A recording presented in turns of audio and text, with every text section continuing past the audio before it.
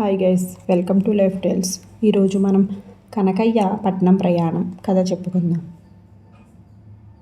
కామయ్య, కనకయ్య ఒకే గ్రామం వాళ్ళు. కామయ్య కమ్మరం పని చేసేవాడు, కనకయ్య వడ్రంగి పని. ఇద్దరికిద్దరు తమ తమ వృత్తుల్లో మంచి పనితనం గలవాళ్ళు. ఒకసారి ఆ గ్రామానికి పట్నంలో కంచు రాగి పాత్ర వ్యాపారం చేసే వర్తకుడు ఒక ఆయన వచ్చాడు. అతడికి కామయ్య చేసే కంచు రాగి పాత్రల పనితనం బాగా నచ్చింది. మంచి జీతం ఇస్తానని చెప్పి కామయ్యను పట్నం రమ్మన్నాడు. కామయ్యకు వెళ్ళాలని ఉంది, కానీ భార్య అందుకు అభ్యంతరం చెప్పింది. అయితే ఆ సమయంలోనే చెల్లిని చూడటానికి వచ్చిన కామయ్య బావమరిది కలగజేసుకొని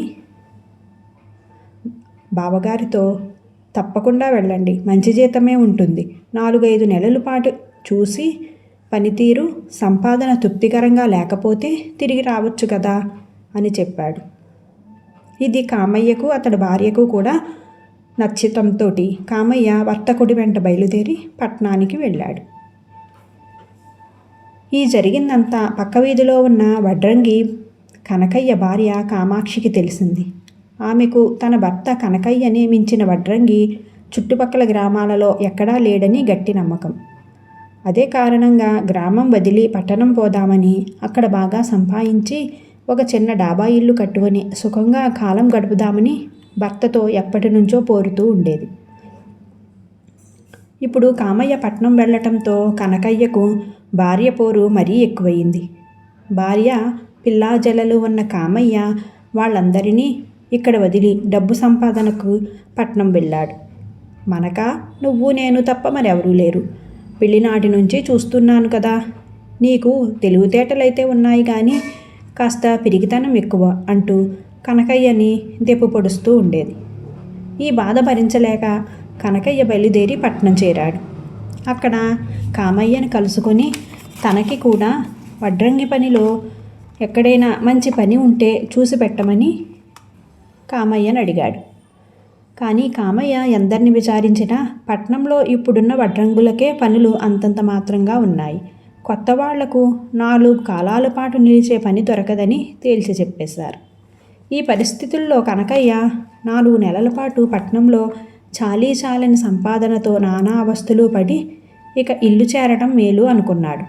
అయితే చేతిలో చిల్లి గవ్వ లేకుండా తిరిగొచ్చిన తనను భార్య మరింత చులకనగా చూస్తుందని, అందుకని అతడు బాగా ఆలోచించి ముక్కు నుంచి తల మీదకి చుట్టుకున్న తలగుడ్డతో చీకటి పడుతూ ఉన్న వేళ ఇల్లు చేరి తలుపు తట్టాడు.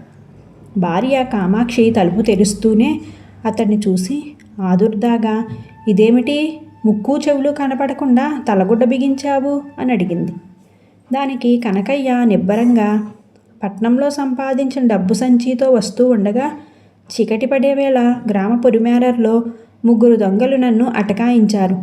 కష్టపడి సంపాదించిన డబ్బు కదా, నేను సాహసించి తిరగబడ్డాను.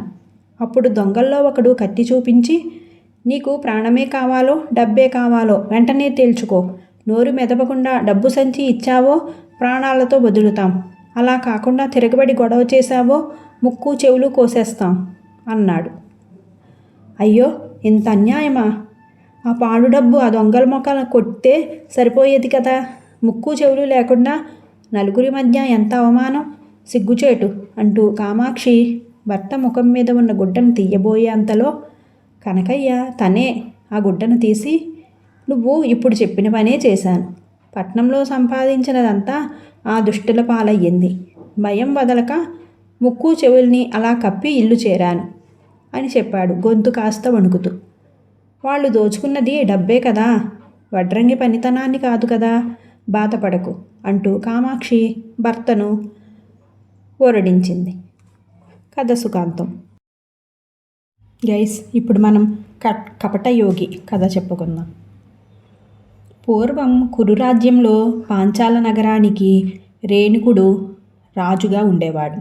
అదే కాలంలో హిమాలయ పర్వతాలలో 500 మంది శిష్యులకు గురువుగా మహారక్షితుడు అనే గురువుగారు తపస్సు చేసుకుంటూ ఉండేవారు. ఒకప్పుడు మహారక్షితుడు తన శిష్యులందరితో కలిసి దేశ సంచారం చేస్తూ పాంచాల నగరానికి వచ్చారు.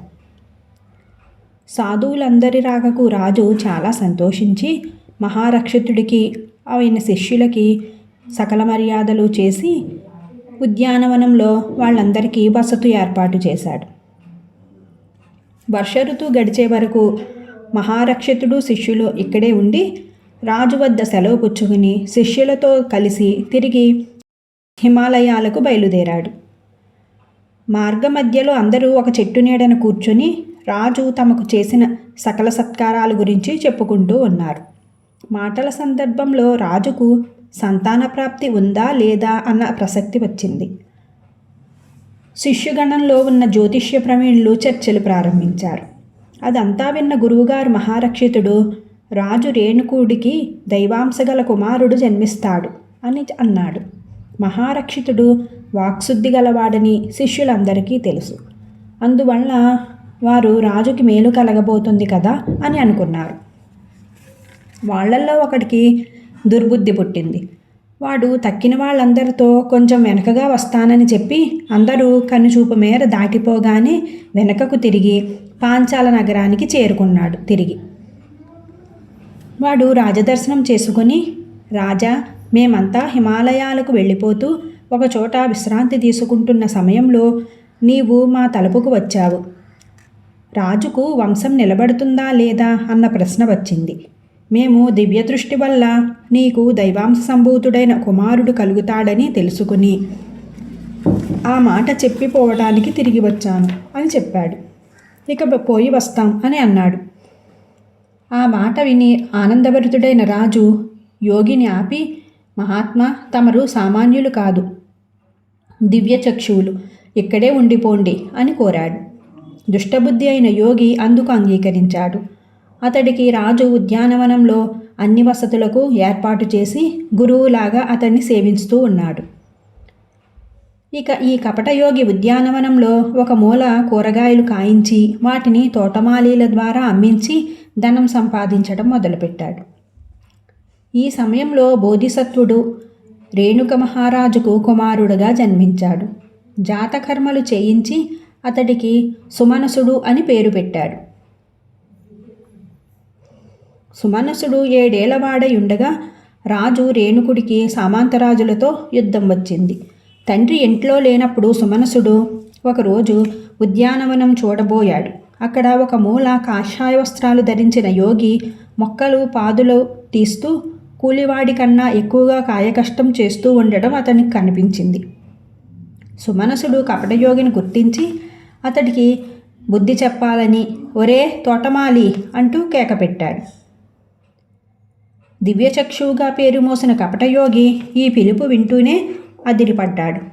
తన రహస్యం రాజకుమారుడు గ్రహించాలని తెలుసుకున్నాడు. అతన్ని ఎలా అయినా కడతీర్చాలని నిర్ణయించుకుని ఒక వ్యూహం పన్నాడు. సరిగా రాజు తిరిగి వచ్చే సమయానికి కపటయోగి తన కమండలాన్ని పీఠాన్ని ముక్కలుగా చేశాడు. ఆశ్రమం చుట్టూ గడ్డి గాదం విరజిమ్మాడు.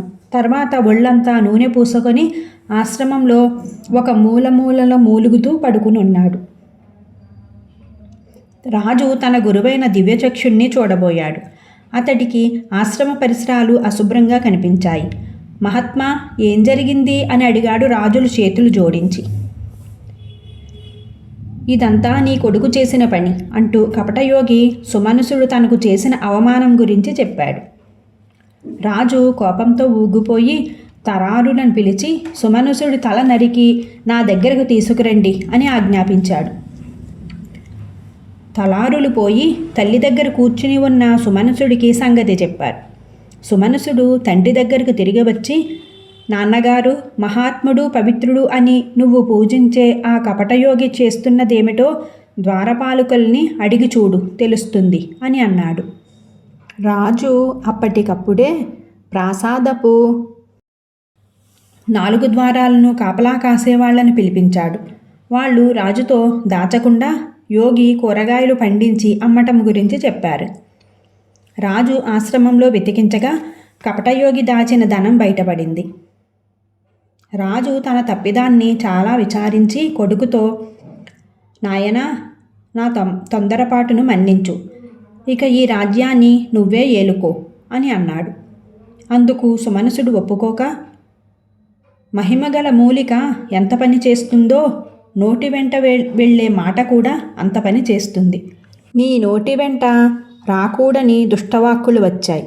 నీ ఆజ్ఞ ప్రకారం నా తల్లి దగ్గర కూర్చొని ఉన్న నన్ను తలారులు వధించే శిల దగ్గరకు తీసుకొని పోబోయారు. నేనిప్పుడే నీ రాజ్యం విడిచి వెళ్ళిపోతున్నాను అని అన్నాడు. సుమనసుడి మనసు మార్చవలసిందిగా రాజు రాణిని కోరాడు. కానీ ధర్మచింతగల రాణి ఆ మాట పట్టించుకోకుండా కొడుకును దీవిస్తూ, నాయనా, నువ్వు ధర్మమూర్తివి, నీ అభిష్టానుసారం పవిత్ర జీవనం గడుపుతూ తరించు అని దీవించింది. సుమనసుడు హిమాలయ ప్రాంతం చేరి అక్కడ విశ్వకర్మ నిర్మించి ఉంచిన కుటీరంలో తపస్సు చేసుకుంటూ కాలం గడిపాడు. రాజు రేణుకుడు కపటయోగికి మరణదండన విధించాడు. ఆనాటి నుంచి యోగులకు రాజ్యంలో ఎవరూ ఆశ్రయం ఇవ్వవద్దని శాసనం చేశాడు. ఈ విధంగా దుష్టబుద్ధి అయిన ఒక్క కపటయోగి కారణంగా యోగులందరికీ తీరని అపకీర్తి కలిగి కురురాజ్యంలో యోగులకు ప్రజాదరణ లేకుండా పోయింది. కథ సుఖాంతం. Thank you for watching guys.